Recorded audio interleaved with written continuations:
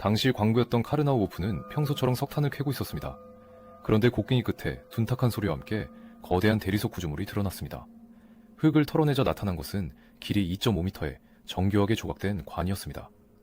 작업 반장은 즉시 작업을 중단시키고 관을 지상으로 끌어올렸습니다. 관의 덮개를 제거하자 그 자리에 있던 모든 사람들은 자신의 눈을 의심할 수밖에 없었습니다.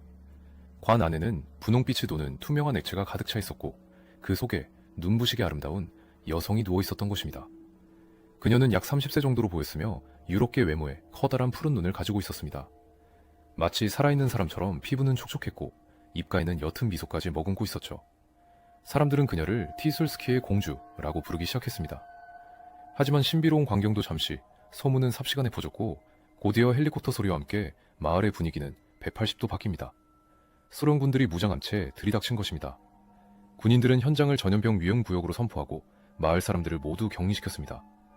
관을 헬기화시키기 위해 옮기려 했지만 너무 무거워 들리지 않자 군 지휘관은 관 속의 액체를 버리라고 명령했습니다. 액체를 덜어내자마자 충격적인 일이 벌어집니다.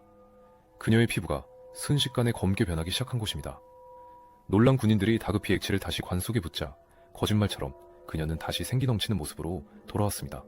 이 믿기 힘든 이야기는 실제로 당시 티술스키의 한 지역신문에서 대서특필했습니다. 기사에는 8억 년 전 인류의 존재를 증명하는 교수의 분석과 현장의 상황이 상세히 실려 있었죠. 하지만 진실이 세상에 드러난 순간은 아주 찰나였습니다. 신문이 발행되자마자 군과 정부 요원들이 들이닥쳐 배포된 모든 신문을 전량 회수하고 소각해버렸기 때문입니다. 그렇게 수십 년의 세월이 흐른 뒤 이 사건은 그저 황당한 도시 전설로 치부되었습니다. 하지만 한 집요한 다큐멘터리 기자의 눈에 포착되면서 다시 수면 위로 떠오릅니다. 다큐멘터리 기자는 진실을 찾아 소련의 외딴 마을 티술스키로 향합니다. 그는 끈질긴 추적 끝에 사건을 최초로 목격했던 광부 중 한 명인 카르나우오프의 실제 신원과 존재를 기록한 문서를 찾아냅니다. 그리고 마침내 당시 현장을 목격했던 한 노인을 만나게 됩니다.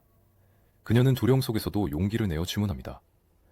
관 안에 있던 여인은 정말 아름다웠어요. 살아있는 것처럼 생생했고 그 액체를 덜어냈을 때 피부가 변하던 광경은 평생 잊을 수 없습니다. 기자는 이 지문을 통해 이 모든 이야기가 단순한 루머가 아닌 정부가 조직적으로 은폐한 실제 사건임을 확신하게 됩니다. 하지만 현 러시아 정부의 은폐와 압박으로 더 이상 진실을 파헤치긴 어려웠습니다. 8억 년 전에 우리가 알지 못하는 초고대 문명이 존재했던 것일까요? 아니면 그녀는 외계 문명이 지구에 남긴 흔적이었을까요? 수많은 의문을 남긴 채 다시 역사의 어둠 속으로 사라진 티술스키의 공주. 과연 그녀는 도대체 어떻게 그곳에 잠들어 있던 것일까요?